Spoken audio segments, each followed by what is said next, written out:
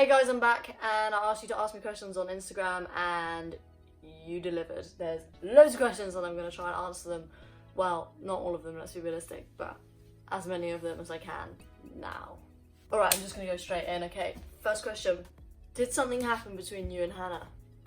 Nothing happened between us. I mean, we've been making music together for 4 years now, and people grow and progress in different ways and just grow up in different ways. And I feel like we kind of did that and realised that we're not always on the same path or on the same track. We used to be on a really similar track, and now kind of it's split off a bit, and I want to do something a little bit different to what Hannah wants to do. And you know, she wants to do more production, I want to do more writing, and the style of music that we want to make has changed a little bit. We've just kind of got to learn and figure out for ourselves what we love and what we really want to do in the future, and that just means that we've got to do our own thing. As well, we're still releasing songs on Hanny and we're still sometimes making music together, but at the moment we just really need to follow our own paths. Are you single? Yes. To be honest, I just feel like I need to focus on music and kind of getting what I want to do up and going, like getting it started, like really focus on that, and I don't want any distractions. I love this one. How do you do that tongue bottle sound thing? Okay, I'm gonna teach you. Quick tutorial, right? You go like this. If you can curl your tongue, you curl your tongue, but don't curl it all the way, just curl it like half the way. Not like this, but it's like this. And then stick it quite far out. Can't believe I'm teaching you this. And then just like, as if you're trying to steam up a window, right? You're like, okay, and then you go, that was a bit rubbish. I still can't remember how I discovered that. It was a complete accident and I was like, whoa! But I've no idea why I was doing that in the first place. Maybe I don't want to. Maybe I don't want to know that. When are you coming back to LA? Oh my goodness, we had plans to come back in like April, May time. Obviously that didn't happen, and to be honest, there's no point planning anything at the moment. Like, no one knows when anything's going to be open and when anyone can go anywhere. Everyone's everywhere at the moment, and I just feel like staying put's the best idea. I kind of am just enjoying working by myself anyway, so I think when it opens up and everything, I'll probably come back out there. There's some people that I want to work with over there, so yeah. Okay. Are you protective of your guitars? Yeah, I am.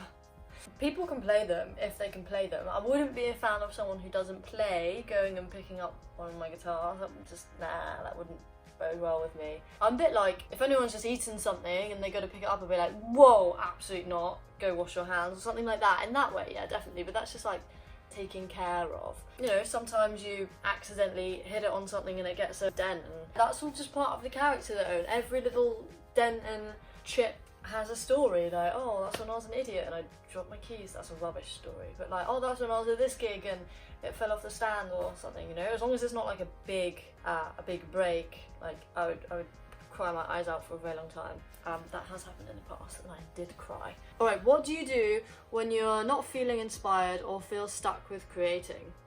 There's usually always something that I can do which is productive, which if I'm not feeling super creative, I can still do those other things. Like if I'm not feeling creative or inspired, there's no point just sitting with my guitar or at the keyboard or in front of Ableton or whatever, because nothing good's going to come out of it. Or even if something good does come out, I feel like I'm uncreative, therefore everything I do I feel like it's rubbish. So there's just no point in it. I may as well go away, do something else for a little bit until I'm like, oh my god, just get me back to like creating music.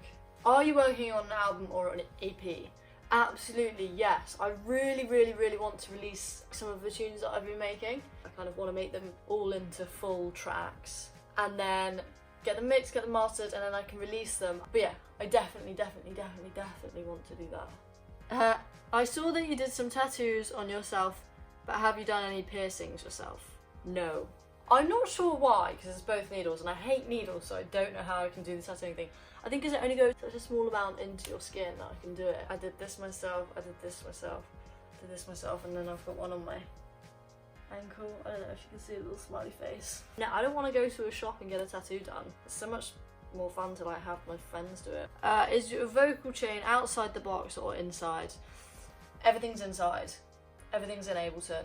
Yeah, I don't run through any external like compressors or anything like that. Most of my plugins are just Ableton stock plugins. There's actually a vocal chain from Rachel Collier. I stuck that on it, I tweaked some things, and then I put a couple of my own other things on it. Do you ever wear your hair down? To be honest, it's got so long now. So long for me is like here. But it just drives me mental, and I haven't had it cut in so long that it just annoys me. It really annoys me when there's hair on my face. That's why I just automatically tie it up. I'm gonna go and get it cut, because then I'll maybe wear it down more. I like this. Biggest misconception of me. I don't know. I don't really know how other people see me at all. So it's quite a hard one. My guess would be, I think, how people see influencers as like always just like doing what they want to do and always really happy, living a really great lifestyle and all of that. Instagram is show the best, hide the rest. Always remember that. People aren't living how you see them living, and they're not always feeling how you see them feeling. Yeah, I would say that's the biggest misconception. Definitely. Next big move.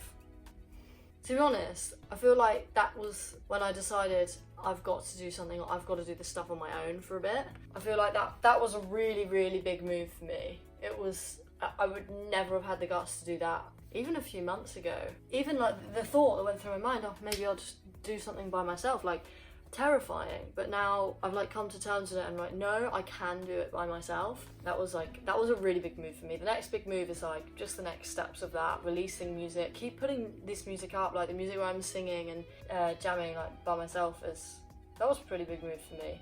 And I think just keeping on doing that and taking that to the next level, like as I said, getting it all produced and actually releasing, like having a project, that's me by myself just doing my thing. That's my next big move. Oh my goodness, I don't even know if I want to answer this one. How would people in your life describe you? Because I really don't know. I really don't know. I'm not sure I want to know. I'm not even going to ask. I don't know. I don't know. I think everyone would describe me differently, to be honest. I think I'm quite, not different with different people, but like I have my friends who I can just go and hang out with and not really talk about anything not significant but deep with. And then I have my friends who we're deep, like we have like emotional conversations and things like that. So I think everyone would describe me fairly differently. I think everyone would say that I'm hardworking and dedicated. What I want to get, I'll do anything I can to get it. Maybe quite intense in that way. I love this. Biggest lesson of 2020. Wow. I think that you just never know what's going to be thrown at you, and you never know what's ahead, you never know what's coming. I've always been a bit of a control freak and just wanted to know the next steps, like what's the plan for the next month, what's the plan for the next 6 months, what's the plan for the next year. Just that anything can be thrown at you at any time and you might have to change everything, and it's not necessarily a bad thing. It's kind of the biggest lesson I've learned, I think. Also, putting your happiness first has been a big lesson for me. I would always put like what I want to get done that day or what I want to achieve, not just that day but that month or that year or whatever, before like actually being healthy, physically or mentally. And I think that I've learned that that's actually really, really important in helping to get the things done that you want to get done. Any regrets? Yeah, I always say stupid shit. I have a tendency of pushing things too far, but that's not really a regret. I don't know, I try not to regret. I don't think it's a good thing to do. I think if you regret, you just dwell on things. I've learned from everything I've done, I think. It's never too late to make change in what you do and how you behave. So, I don't think that I have any like proper regrets. These are deep. These are going deep. I like it though. I think it's good. Okay, are you happy with where you're at right now / satisfaction or happiness? Wow. That's deep. Yeah, I'm definitely in a happier place than I have been for a long time. I wouldn't say I'm content or particularly satisfied, but I'm definitely in a way happier space, which is good, obviously. I just always need something that I can work for, and if that's missing, then trouble. I have something that I feel that there's like purpose and, as lame as it sounds, like supposed to be doing. I think the thought that things are going to get better and only go up, that to me is what brings happiness. Gee, okay, let's go to some more chill ones. What career would you have chosen instead of music?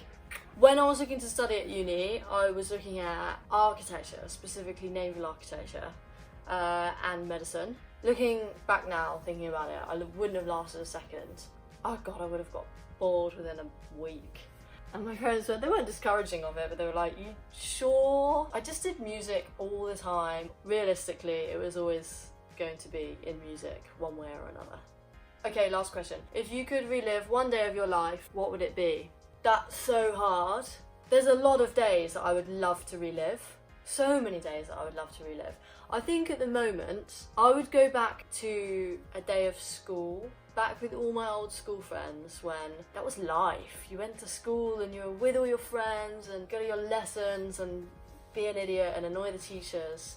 And I think I'd go back to a day where we were doing something that we thought was really naughty, but just, I mean, looking back, it just really wasn't. But yeah, just to get that thrill of like when you're young and you're like, you think you're gonna get in such trouble and running away from I just miss that so much. Absolutely no worries in the world. Like the biggest worry is how mad your teacher's gonna get at you because you didn't do your math homework or something silly like that. Alright guys, I hope you've enjoyed that. It was fun answering. Like I normally always avoid those questions, especially like the deeper ones. But I figured it would be good to answer them, and I want to kind of use this as a way to get to know me a bit better, I guess. So I kind of have to answer them, right? Don't forget to thumbs up, hit that subscribe button. I'll be back with more videos next couple of days probably, and I'll see you soon.